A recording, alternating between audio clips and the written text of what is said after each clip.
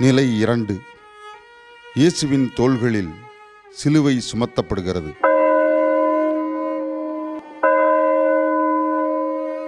என்றும் வாழும் இயேசுவே, உம்மை போற்றி வணங்கி நன்றி கூறுகின்றோம்.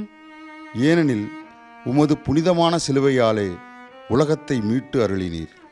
ஒரு சுமை தூக்கும் தொழிலாளி 100 கிலோ மூட்டையை இலகுவாக தூக்கி செல்கிறார். நம்மை போன்றவர்கள் அதை நகர்த்த கூட முடியாது. சுமையை தூக்கி தூக்கி பழக்கப்பட்டவர்களுக்கு அதன் பாரம் அழுத்தாது. 3 ஆண்டுகள் போதிப்பதை மட்டுமே பணியாக கொண்ட இயேசுவின் மீது சிலுவையை சுமத்திய போது ஒரு கணம் தடுமாறி இருப்பார்.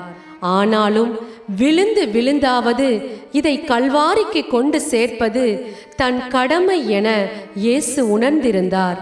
16 வயதில் தந்தையை இழந்த